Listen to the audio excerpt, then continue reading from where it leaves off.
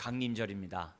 오순절 날 성령의 강림을 감사하고 기념하면서 우리가 절기로 지키고 있는 날이 성령 강림절이죠. 그래서 성령 강림이 있었기에 죄사함의 은혜가 있고 저와 여러분들이 예수를 믿을 수 있는 은혜가 있고 이처럼 교회가 세워지는 축복이 있죠. 그래서 교회는 성령이 오심으로 세워졌기에 날마다 성령의 강림에 대해서 감사하고 영광을 돌리게 됩니다. 그래서 우리가 성령 강림절을 맞이해서 다시 한번 성령님을 사모하고 성령 충만한 저와 여러분들이 되었으면 좋겠습니다. 그리고 또한 우리가 지금 무슬림을 위한 30일 기도를 하고 있습니다. 그래서 이 기도하는 여러분 다시 한번 우리 교회가 정말 무슬림을 위해서 기도하면서 열방을 향해 선교하는 교회가 되었으면 하는 마음이 간절합니다. 그래서 6월 달에는 성령 강림과 선교라는 주제를 가지고 하나님의 말씀을 전하고 저나 여러분 모두가 선교적 삶을 살아가는 하나님의 백성들이 되었으면 좋겠습니다. 자, 그런 가운데 여러분 교회에 내려오면서 큰 플랜카드 보면 그 한 가운데 어떤 글씨가 있습니까? 선교적 교회라는 그런 여러분 글씨를 이제 보셨을 겁니다. 그래서 우리 교회가 이제 선교적 교회가 되기를 사모하는 가운데 플랜카드 그 한복판에다가 이제 선교적 교회라는 그런 글자를 이렇게 새겨놓고 오르락내리락하면서 하나님 우리 교회가 선교적 교회가 되게 해주십시오라는 그런 열망을 품으면서 오르락내리락하라고 이제 플랜카드를 붙여놨습니다.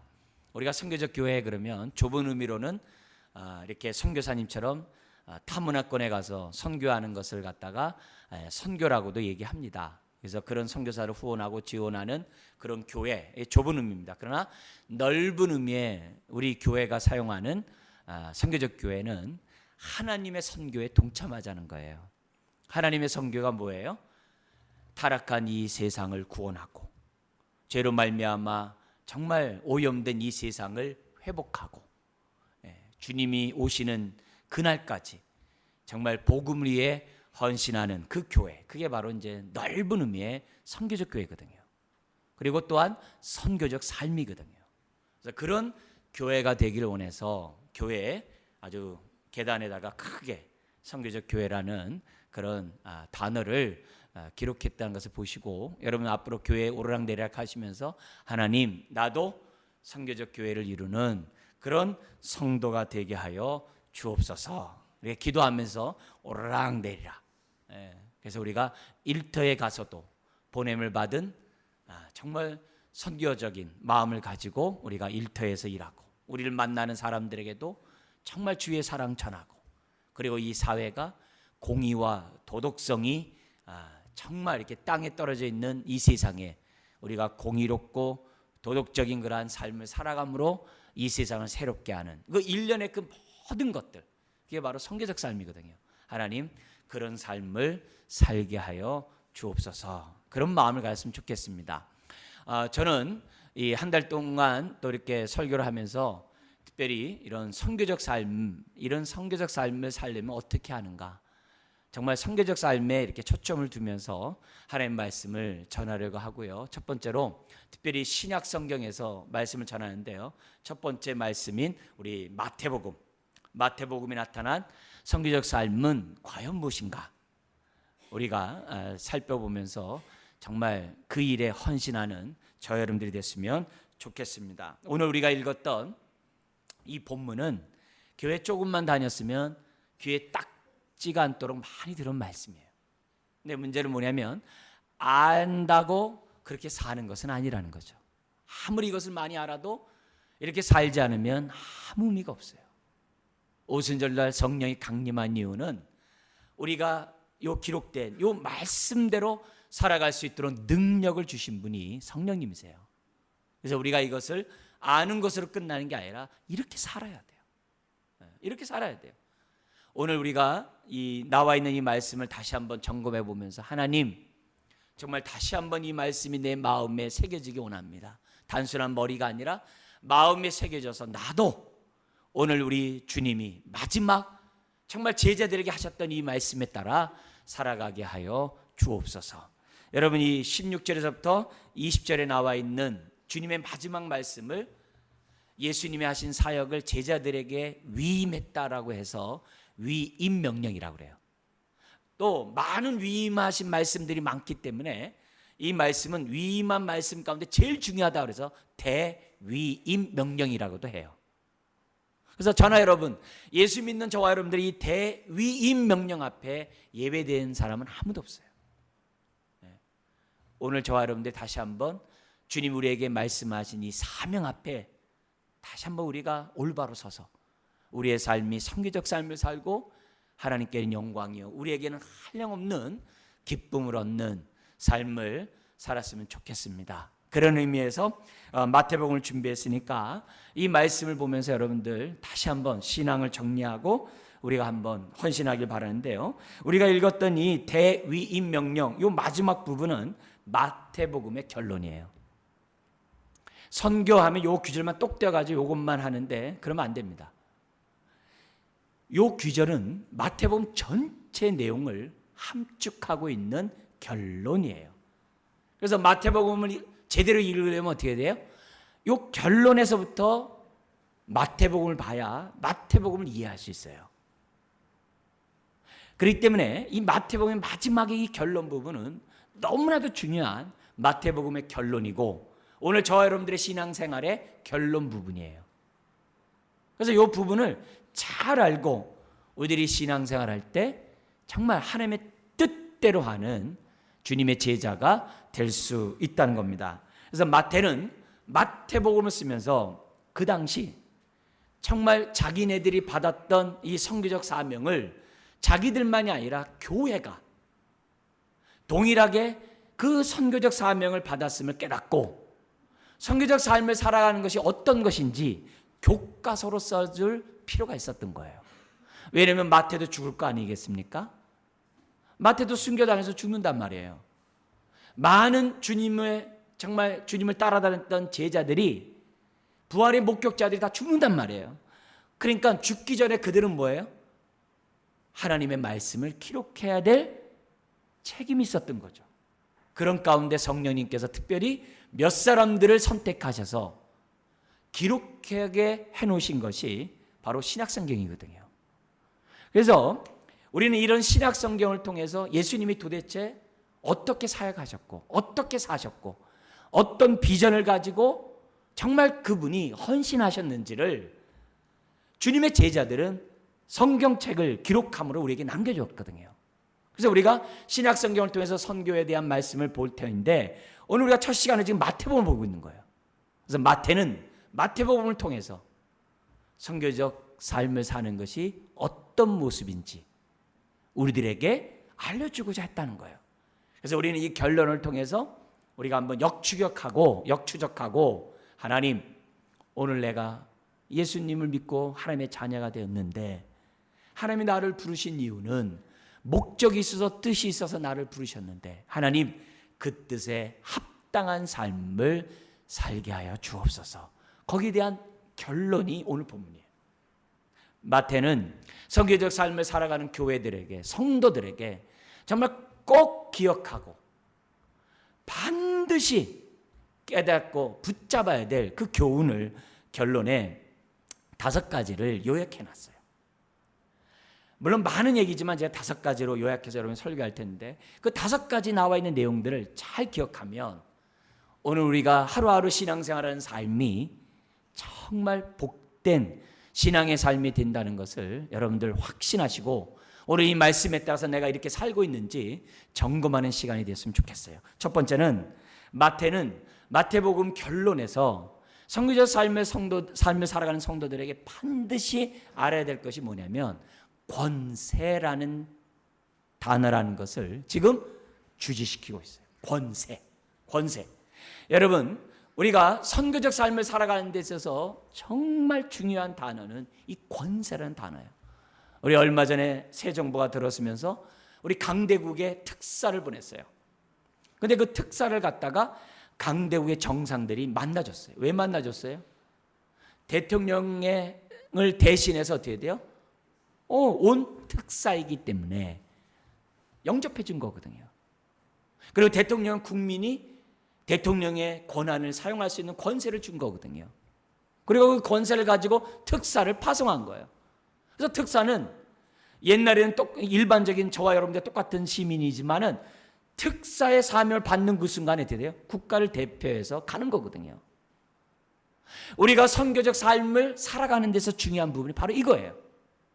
오늘 본문은 이렇게 얘기합니다. 18절에 예수께서 나와 말씀하여 이르시되 하늘과 땅의 모든 권세를 내게 주셨으니, 내게 주셨으니, 하늘과 땅의 모든 권세를 가지신 성부 하나님이 모든 권세를 아들 예수님에게 다 주셨다는 거예요. 근데 그 권세를 갖고 계시는 예수님이 그 권세를 가지고 오늘 저와 여러분들을 세상에 보내셨다는 거예요. 그게 권세예요. 그래서 신앙생활하는 사람들이 예수님을 믿으면서 어떤 사람은 권세 있는 삶을 살고 어떤 사람은 그냥 살아요. 이름뿐인 그리스도인이에요. 그래서 종교인으로 전락해버려요. 어떤 사람은 생명 있고 능력 있는 성도의 삶을 사는데 어떤 사람은 그냥 이름뿐이에요. 어떤 사람은 그 사람을 통해서 예수 믿는 사람이 생겨나고 사람들이 세워지는 일들이 생겨나는데 어떤 사람은 아무것도 안 일어나요. 왜 그래요? 우리 자신이 보냄을 받았다라고 하는 그 의식이 있느냐 없느냐. 그것도 하늘과 땅의 모든 권세를 갖고 계시는 주님이 나를 부르시고 나를 보내셨다고 하는 의식을 갖고 있느냐 갖고 있지 않느냐의 차이가 나요. 여러분, 우리가 일터에서 보냄을 받은 자라는 의식을 가지면 일터에서 어떻게 살겠어요? 보냄을 받은 자답게 살겠죠. 권세 있는 주님의 제자답게 살겠죠. 그래서 우리가 선교적 삶을 살아가는 데 있어서 무엇보다 중요한 것이 권세에 관한 부분이에요. 성경은요, 권세로 가득 차 있어요. 마태복음만 하더라도 권세에 관한 말씀을 처음부터 끝까지 다 기록해 놨어요. 그래서 예수님이 하나님의 권세를 가지고 이 땅에 오셔서 어떤 일을 해요? 병든 자를 고쳐요. 말씀 한마디로. 중풍병자에게 얘기를 해요. 내가 죄사함의 권세를 갖고 있음을 알게 하려 하노라 하면서 네가 죄사함 받았다 그래. 중풍병자 환자 보고. 풍랑이는 바다를 향해 주님 뭐라 그래요? 권세 있는 말씀을 한마디 하세요. 풍랑아 잠잠하라. 죽은 나사로에게 권세 있는 메시지를 전해요. 나사로야 나오라. 심지어 우리 주기도문에서도 뭐라 그래요? 대개 나라와 권세가 그리고 영광이 아버지께 영원히 있사옵나이다. 내가 교회를 세우리니 음부에 뭐가요? 권세가 이기지 못하리라. 예수님은 원수 사탄 그 사망의 권세 잡은 자들을 하나님의 권세로 다 파하시고 오늘 저와 여러분들을 자유케 하신 줄 믿습니다. 성경은 권세로 가득 찬 거예요. 선교가 뭐예요? 전도가 뭐예요? 사탄의 권세 아래에 있는 자들을 자유케 하는 것이 전도거든요. 그러니까 우리가 선교적 삶을 살아가는 데서 무엇보다 중요한 것이 뭐예요? 권세라는 거예요. 권세. 한 번은 예수님이 성전을 다 청결케 하셨죠. 그죠? 막 장사치들이나 짐승 파는 자를 막 다 엎어버렸죠. 그러자 대제사장, 서기관, 장로들이 와서 네가 무슨 권세로, 네가 무슨 권위로 이런 짓을 행하냐 말하라. 그러니까 예수님이 직접 하늘로부터라면 참나마다 돌로 쳐 죽일 것이고 사람으로부터다 그러면 말도 안 되는 거고, 그러니까 예수님이 말을 딱 바꿔요. 그러면 세례 요한이 세례를 준 것이 무슨 권세로 한 것이냐? 하늘로냐 땅으로냐? 사람으로부터 받은 거냐 하나님부터 받은 거냐 이 말이에요. 대답을 못해. 왜요? 하늘로부터 왔다라고 하면 왜 대제사장과 서기관과 장로들이 세례를 안 받아요? 그리고 사람에게다 그러면 어떻게 돼요? 백성들은 하나님부터 왔다라고 다 믿고 있는데 그냥 돌 맞아 죽죠. 말을 못해요.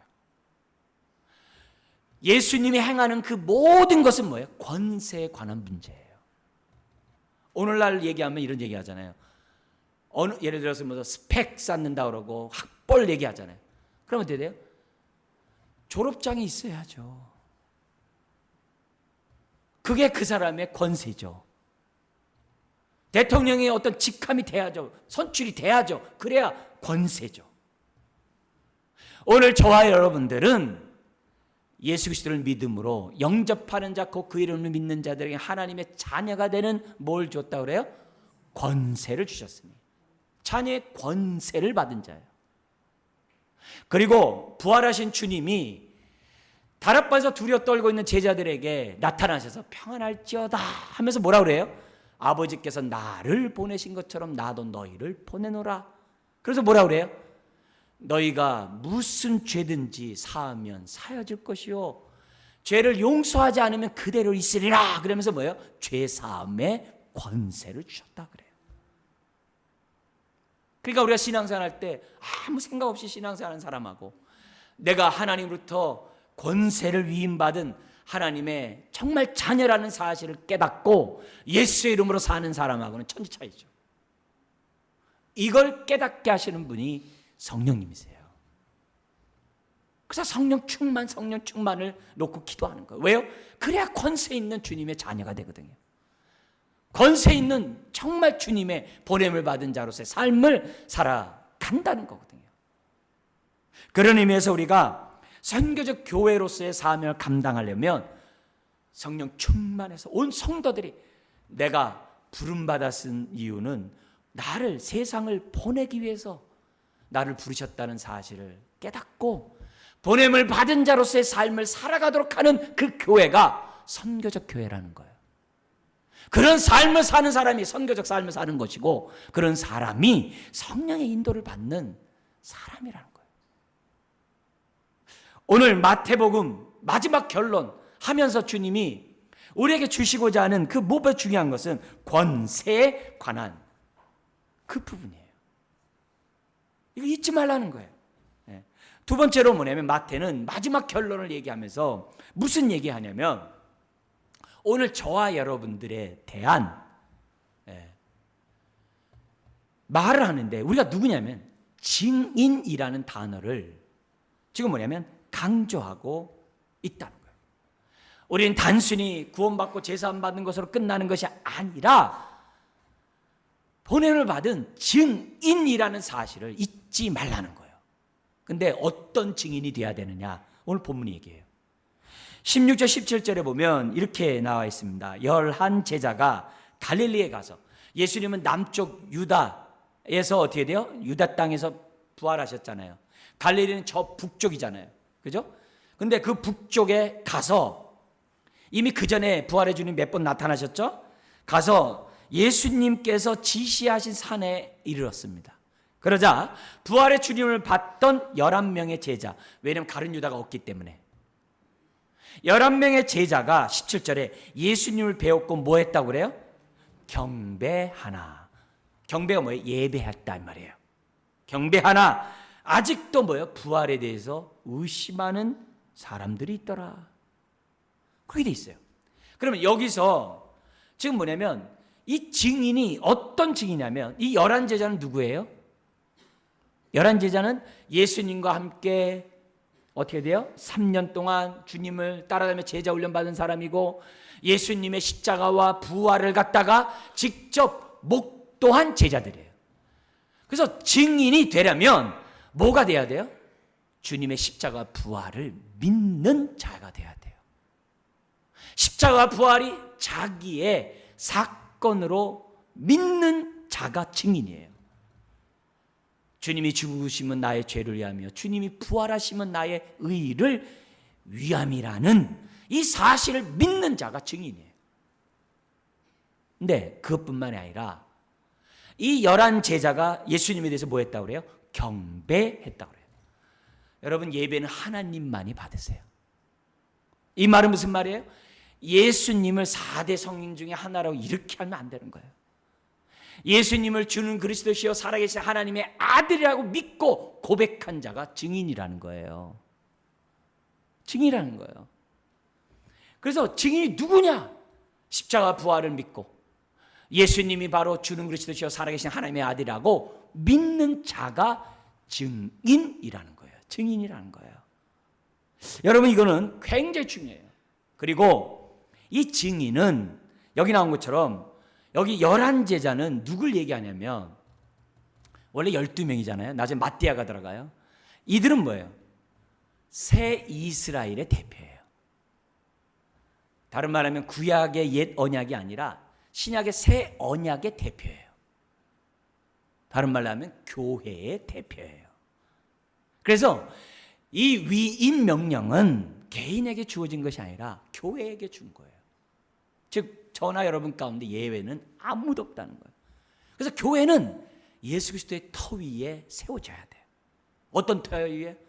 주는 그리스도시요 살아계신 하나님의 아들이신 그분이 십자가에서 죽으시고 부활하셨다고 하는 이 복음의 기초 위에 교회는 세워져야 돼요. 오늘 저와 여러분들이 보냄을 받은 삶을 살려면 그 기초 위에 세워진 증인이 될 때 뭐가 될 수 있어요? 선교적 삶을 사는 거예요. 내가 그런 증인인 것을 잊지 말라는 거예요. 오늘 교회는 성도들 가운데 여기서 보면 어떻게 돼요? 아직도 의심하는 자들이 있더라 라는 말처럼 아직 십자가와 부활에 대해서 잘 모르는 분들 계세요. 주는 그리스도시요 살아계신 하나님의 아들이라는 그 예수님에 대한 그 지식이 부족한 분들도 계세요. 그래서 습관에 따라 남들 따라서 그냥 예배를 드릴 수도 있어요. 그렇지만 예수님의 부활은 역사적인 사실이에요. 의심하는 자들이 있지만 주님의 부활은 부인할 수 없는 사실이에요. 심지어는 마태복음에 보면은 예수님의 제자들의 믿음에 대해서 자꾸 책망을 해. 어떤 믿음이요? 적은 믿음. 풍랑이는 바닷속에서 막 두려워 떨며 예수님 찾아요. 그래서 주님 뭐라 해요? 믿음이 적은 자들아 왜 두려워하느냐? 주님은 적은 믿음에서 계속 얘기를 해요. 마지막까지도 뭐예요? 적은 믿음을 가져서 의심해요. 근데 성령이 임하면 이 의심하는 제자들이 어떻게 변해요? 확신에 찬 제자로 바뀌었거든요. 그래서 우리가 성령 충만을 사모하는 거예요. 의심하는 자들의 의심이 사라져요. 그리고 어떻게 돼요? 증인으로서의 삶을 담대하게 살아간다고. 확신 가운데 살아간다는 거죠. 그런 의미에서 오늘 마태복음을 통해서 우리에게 지금 질문한 거예요. 우리가 보냄을 받았는데 나는 십자가 부활과 주님에 대한 바른 지식 속에서 나는 깊게 뿌리를 내리고 세움을 입었냐 이게. 나의 믿음은 그런 믿음을 갖고 있느냐 이게. 이것이 안 되면 우리는 보냄을 받은 그곳에서 증인의 역할을 하지 못해요. 증인의 역할을 못해요. 세 번째 우리들에게 가르쳐 주는 것이 뭐냐면 여기 나오냐면 선교적 삶을 살아가는 데서 초점을 잘 맞추라는 거예요. 목표를 잘 맞추라는 거예요. 속도보다 방향 이런 말 하잖아요. 방향을 잘 잡아야 돼요. 잘 잡아야 돼요. 그게 뭐냐면 19절에서 20절입니다. 우리 한번 더 읽어볼까요? 그러므로 너희는 가서 모든 민족을 제자로 삼아 아버지와 아들과 성령의 이름으로 세례를 베풀고 내가 너희에게 분부한 모든 것을 가르쳐 지키게 하라. 볼지어다 내가 세상 끝날까지 너희와 항상 함께 있으리라 하시나. 세 번째는 뭐예요? 초점인데 어떻게 초점을 맞추냐. 여기 19절부터 20절에 동사가 하나예요. 본동사가 하나 있어요. 그 본동사는 다른 게 아니라 제자로 삼으라. 이게 본동사예요. 제자로 삼기 위해서 어떻게 돼요? 가라. 수식하는 거예요, 동사를. 가야 되죠. 뿐만 아니라 어떻게 돼요? 아버지와 아들과 성령의 이름으로 세례를 베푸는 거죠. 그것뿐만이 아니죠. 내가 너희에게 분부한 모든 것을 가르쳐 지키게 하라. 그렇게 해서 어떻게 하라는 거예요? 제자 삼으라 이 말이에요. 그래서 선교적 교회는 어디에 초점을 두냐면 제자 삼는 데 초점을 두는 거예요. 다른 게 아니에요. 타겟을 정확하게 해야 돼요. 제자 삼으라 이게. 그게 선교적 삶을 사는 거예요. 그러면 제자 삼으려면 어떻게 돼요? 내가 제자가 돼야죠. 그럼 내가 제자가 되려면 어떻게 되느냐? 그게 바로 뭐예요? 마태복음이 딱 기록해 놓은 거예요. 이렇게 살면 제자가 된다. 그리고 제자 삼으려면 이 마태복음의 내용을 가르치라. 교과서예요. 교과서예요. 그렇기 때문에 오늘 우리 주님은 우리로 하여금 정확하게 목표를 삼으라는 거예요. 예수님이 이 땅에 오시면서 행하셨던 일들이 뭐예요? 제자 삼는 일이잖아요. 혼자 일 안 하셨잖아요. 처음부터 베드로와 요한을 부르셨잖아요. 그러다가 수가 차니까 그 가운데 12명을 선택했잖아요. 그리고 그들을 2명씩 짝지어서 파송을 했잖아요.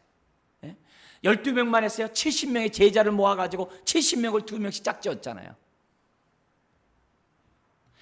계속 제자 삼는 사역을 주님이 하셨어요. 그것을 주님이 승천하시면서 주님의 제자들에게 위임하는 거예요. 내가 했던 것처럼 너희도 제자 삼으라. 그게 선교의 목표예요. 초점을 정확하게 갖추는 거예요. 그래서 우리가 선교적 교회가 되기 위해서 뭐 하는 거예요? 제자 훈련하는 거예요. 왜요? 그래야 다른 사람을 제자 삼으니까. 시간이 있고 없고 문제가 아니에요. 내가 부르심을 받았다라고 하는 믿음만 있으면 우리는 어떻게 돼요? 제자로서 우리들이 훈련을 받을 수밖에 없다는 것을 우리들에게 가르쳐줘요. 그러면서 제자 훈련할 때 뭘 가르치느냐? 그게 마태복음에 5개가 딱 나와 있어요. 5개. 마태복음 28장까지 되어 있는데 서로는 예수님의 탄생에 관한 부분, 결론은 죽으시고 부활하신 부분이 결론이에요. 근데 그 가운데 5개가 2개씩 이렇게 짝을 이어서 5세트가 있어요. 그게 뭐냐면은 예수님의 행적 그거 끝나면 설교, 예수님의 행적 끝나면 설교, 행적 설교, 행적 설교 해가지고 5개의 행적과 5개 설교가 있어요. 그 5개의 그 설교가 제자 훈련의 교재예요. 여러분 5개의 설교 가운데 어떤 거 기억하세요? 우리 5장에서부터 7장에 있는 산상수훈. 첫 번째 얘기죠. 하나님 사랑, 이웃 사랑을 어떻게 우리들이 해야 되는가. 산상수훈이에요. 두 번째는 뭐냐면 우리가 제자로서 이 땅에 살아갈 때 우리들이 어떤 의식을 가지고 살아야 되는가. 그게 10장이에요. 그래서 우리가 이 땅에 살아가면서 가져야 될 그 시행 규칙들이 있어요. 그게 10장이에요. 이게 오늘날 선교사들의 규칙이에요. 근데 우리들에게 똑같아요. 그 다음에 13장부터 뭐가 나오냐면은 하나님 나라에 대해서 알라는 거예요. 그래서 많은 비유로 하나님 나라에 대해서 설명을 해요. 하나님 나라는 이와 같으니. 그래서 하나님 나라에 알라 이게 왜요? 선교는 하나님 나라 확장이니까. 그 다음에 네 번째가 뭐냐면 교회 안에서 생활이에요. 그래서 제일 강조한 게 뭐냐면 소자에게 물 한 그릇 떠주는 사람. 힘들고 어려운 자들 위로하고 격려하고 신방하는 그런 삶. 그걸 살라는 거예요. 그게 제자의 삶이라는 거예요. 그리고 마지막에 종말을 생각하고 종말의 징조와 종말에 있을 하는 그런 일들을 알고 종말을 대비하는 삶을 살라는 내용이 마지막 5번째 설교예요. 그러니까 우리가 이 마태가 지금 어떻게 돼요? 제자 삼는 그 내용, 그 방법에 대해서 지금 쫙 마태복음을 기록하다가 마지막 결론에 딱 얘기하는 거예요. 예수님이 이렇게 하셨으니까, 이렇게 가르쳤으니까. 오늘 여기 말씀이 뭐라 그래요? 내가 너희에게 분부한 모든 것을 가르쳐 지키게 하라. 이렇게 돼 있잖아요. 그래서 교회는 이 내용을 가르치는 거고, 여러분 이것을 배우고 이런 삶을 살고, 또 부모는 자식에게, 교사는 우리 학생들에게, 우리 순장들은 순원들에게, 내가 만나는 사람들에게 뭘 가르쳐야 되는 거예요? 마태복음에 나와 있는 이 5가지 내용을 잘 배워서 잘 살고 가르쳐야 하는 거예요. 그것이 우리가 어떻게 돼요? 성교적 삶을 살아가는 교회예요. 성령님이 오심으로 이 모든 것들이 기억나고 생각나고 깨닫게 되고 이 말씀에 따라 살아가게 하는 놀라운 역사를 이룬다는 거예요. 그러면서 우리 교회는 이 말씀의 기초 위에 든든히 서야 돼요.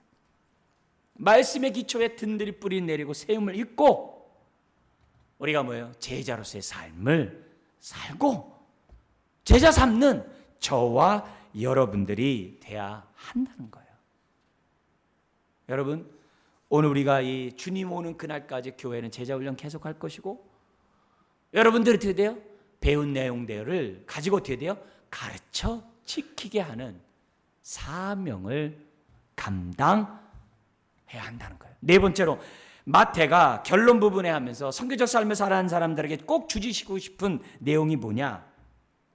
대상, 영역에 대해서 강조를 해요. 그게 뭐냐면은 19절에 보면 그러므로 너희는 가서 누구를 제자 삼으래요? 모든 민족, 내가 아는 사람, 나랑 친숙한 사람, 그런 사람만이 아니라 모든 민족, 열방을 위해. 그래서 우리가 뭐예요? 선교사들을 위해서 우리가 협력 선교를 하는 거고 또 우리가 뭐예요? 단기 선교도 가는 거고 무슬림을 위해서 이렇게 30일 기도도 하는 거고 우리가 온갖 선교에 대해서 집중을 하는 거예요. 물론 여기서 의심하는 자들이 제자들이 있었다는 말처럼 선교를 갖다 꼭 해야 되냐 말아야 되냐 이런 사람들도 있어요. 그래도 어떻게 돼요? 선교는 해야 되는 거예요. 왜? 주님 부활하셨고 우리를 보내셨기 때문에 해야 되는 거예요. 안 할 수가 없는 거예요. 그래서 우리의 선교의 대상이 누구라는 거예요? 지금 모든 민족, 열방을 놓고 항상 기도해야 돼요. 이 자리에 예배하지만 열방을 생각하면서 아직 믿지 않는 불신자를 생각하면서 계속 기도해야 돼요. 계속 기도해야 돼요. 우리는 세상을 향해 보냄을 받은 자예요. 자, 근데 다른 복음서와 달리 마태는 유대 그리스도인들을 향해서 쓴 책이 마태복음이에요. 그러니까 유대인 중심으로 쓸 수밖에 없어요. 없어요. 그래서 마태복음에는 다른 복음서에 없는 유대 중심적인 말들이 있어요. 예를 들면 제자를 파송하면서 이방인에게 사마리아에게 가지 말고 이스라엘 가운데 잃어버린 양에게 먼저 가래요. 심지어는 가나안 여인이 두로 시돈 지방에 주님이 복음을 전할 때 와가지고 내 딸이 귀신 들렸으니 치유해달라고 강청을 해요. 근데 나는 이방인에 부름받지 않았다 이렇게 딱 잘라버려요. 그러니까 또 강청을 해요. 그러니까 이것을 갖다가 내가 이방인에게 줄 것이 없다 이렇게 얘기하니까 여인이 딱 지혜를 발휘하잖아요. 옳소이다. 주님, 개들도 사실 예수님이 개라는 표현 썼잖아요. 개들도 주인의 밥상에 떨어지는 그걸 먹나이다. 부스러기를 먹나이다. 내 딸을 고쳐주세요. 그러니까 예수님이 탁 돌변하셔가지고, 돌변한 건 아니죠. 사실 그 여인의 믿음을 본 거 아니겠어요? 뭐냐면은 이스라엘 가운데 너무나 믿음이 있는 좋은 자를 내가 보지 못했다 그래요. 그러니까 주님의 그 고기만 딱 잘라보면은 이방에 대해서 선교 개념이 없는 것으로 봐야죠. 그래서 갑자기 끝에 가서 모든 민족을 전도해라 이러니까 좀 이상하다 생각할 수 있는데 그게 아니에요. 왜냐하면 유대 그리스도인을 중심으로 쓰다 보니까 그렇게 돼 있어요. 원래 하나님의 계획이 뭡니까?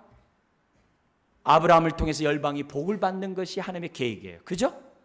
그래서 그 뜻을 이루려고 이스라엘을 출애굽시켜가지고서 하나님의 백성이 되게 했어요. 왜? 열방을 구원하려고.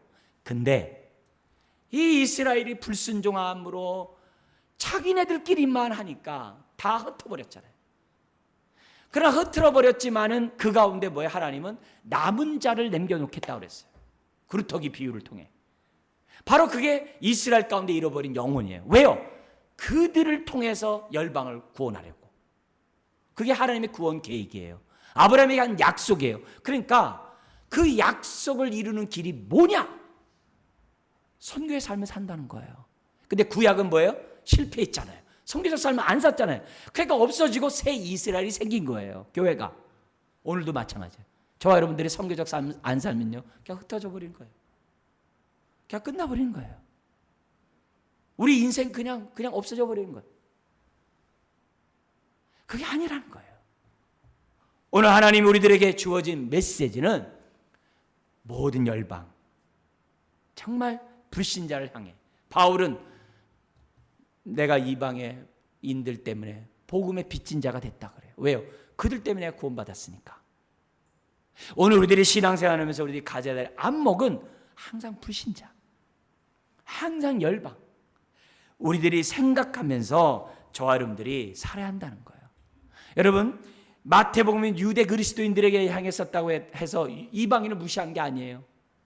왜냐하면 1장 족보를 보면 이방 여인 4명이 예수님의 족보에 들어가 있잖아요. 왜요? 이방의 하나님이시기 때문에. 2장에 보면은 동방박사 페르시아에서 사람이 와서 경배를 하잖아요. 그 이방인이거든요. 로마 백부장이 예수를 믿잖아요. 그 이방인이잖아요. 성경에는 많은 계속 마태복음에서 계속 이방인에 대해서 두루와 시돈 지역 왜 갔겠어요? 거기서 가나안 여인을 왜 만났겠어요? 다 이방인을 구원하려고 한 거죠. 심지어는 마지막 주님의 5번째 설교에서도 무슨 얘기예요? 세상에 복음이 전파돼야 끝이 오리라. 오늘 우리가 선교하는 것은 주님의 재림을 합당하는 길이에요. 다른 거 아니거든요.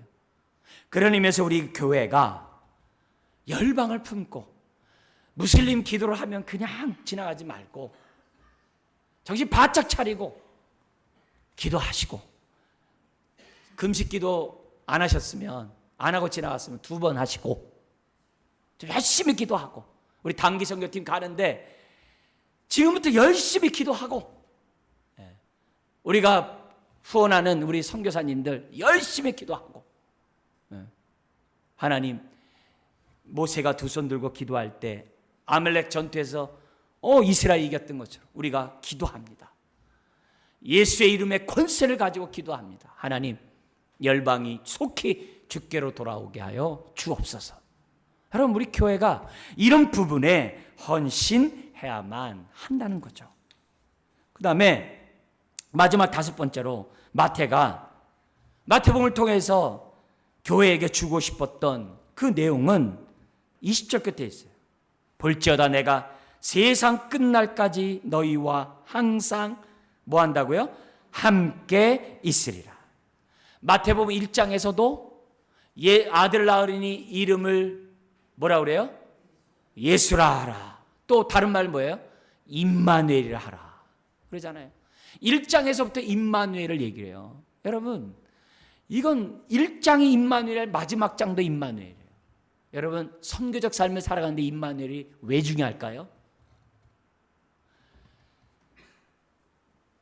증인이라는 단어와 순교라는 단어는 같은 단어에서 왔어요. 초대교회에서 증인의 삶을 산다는 것은 순교를 각오해야 돼요. 근데 순교가 무섭다고 복음을 전하지 않으면 하나님 나라가 이루어지지 않죠. 근데 순교가 무서워도 하나님이 함께 하시면 그들은 담대함으로 복음을 전할 수 있었던 거예요. 그래서 이 함께 하심은 앞으로 순교의 삶을 살아가는 성도들에게 큰 위로가 되고 확신이 되고 힘이 됐던 거예요. 세상 끝날까지 내가 너희와 함께, 항상 함께 있으리라.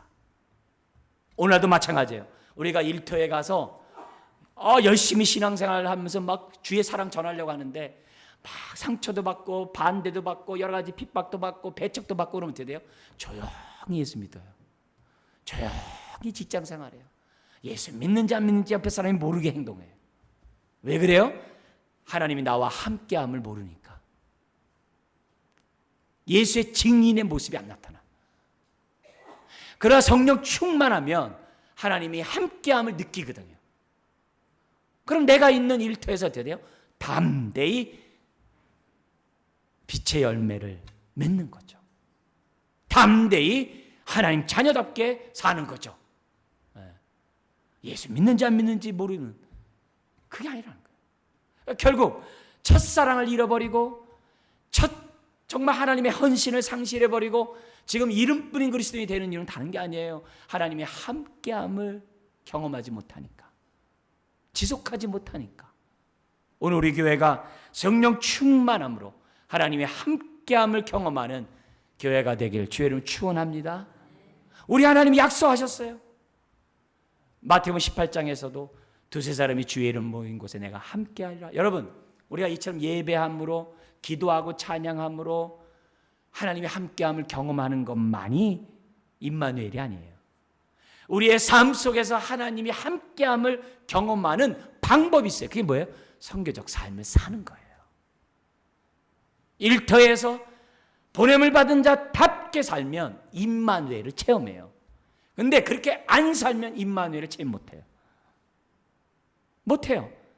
우리는 삶을 잃어버리고 우리가 이렇게 한두 시간 나와서 예배 드리는 것으로 임재를 알려고 한다면 그건 참 불행한 거죠. 오순절날 성령님이 강림하신 이유는 영원토록 우리와 함께하기 위함이라 했어요. 그렇다면 오늘 이 말씀에 따라 주님이 함께하는 삶을 살게 하여 주옵소서. 마가복음 16장 마지막 절에 보면 이런 말씀이 있어요. 주 예수께서 말씀을 마치신 후에 하늘로 올려지사 하나님 우편에 앉으시니라. 제자들이 나가 두루 전파할세, 순종할세, 주께서 함께 역사하사. 함께 역사하사. 여러분, 우리가 정말 보냄을 받은 자로서의 증인의 삶을 살면 함께 역사하는 은혜가 있다는 거예요. 언제까지요? 세상 끝날까지. 영원토록 항상 함께 있겠다는 거예요. 사랑하는 성도 여러분, 오늘 우리가 선교적 교회를 꿈꾸는 교회로서 이 5가지 요소가 나는 얼마나 있냐. 얼마나 성령 충만해서 내가 이 5가지를 내 것으로 삼고 있냐. 이 말씀을 아는 것이 중요한 게 아니라 이대로 사는 게 중요하거든요. 나는 권세 있는 정말 증인인가? 권세 있는 부활의 증인인가? 나는 제자로서 삶을 살아가고 있는가? 정말 나는 불신자에 대해서 긍휼한 마음, 열린 마음이 있는가? 오늘도 하나님이 나와 함께함을 확신하며 살아가고 있는가?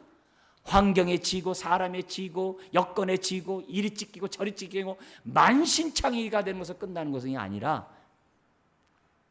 그럴 때마다 그 어떤 힘든 일이 있어도 주님이 나와 함께함을 우리가 확신하고 우리가 정말 선교적 삶을 살아가고 있느냐. 여러분, 이런 교회를 우리 하나님이 원하셔서 우리를 불러주셨어요. 성령님께 순종함으로 이런 교회를 세워가기를 원합니다. 이런 삶을 사는 저와 여러분 되기를 주의 이름으로 축원드립니다. 기도하겠습니다. 하나님 아버지, 교회는 예수님처럼 복음을 전하며 하나님 말씀을 가르치며 전인을 치유하며 영적 전쟁을 하며 하나님 나라를 확장하는 것이 교회의 사명인 줄 믿습니다. 주여, 초대교회 성도들의 선교적 삶의 교과서인 이 마태복음의 말씀을 주여 붙잡게 하여 주시옵시고, 아버지 하나님, 우리가 이대로 권세 있는 하나님의 증인의 삶을 살아가게 하여 주옵소서. 그래서 보냄을 받은 그곳에서 하나님의 생명의 역사가 제자 삼는 역사들이 나타나게 하여 주시옵소서. 흔들리지 않게 하시고 주여 좌절하지 않게 하여 주시고 타협하지 않도록 도우시고, 아버지 하나님, 항상 함께 하시는 주님을 의지하며 아버지 하나님 복음의 사명을 감당하는 우리 모두 되게 하여 주시옵소서. 우리 교회가 이런 교회가 되도록 하나님 은혜를 더하여 주옵소서. 감사하며 예수님의 이름으로 기도드리옵나이다. 아멘.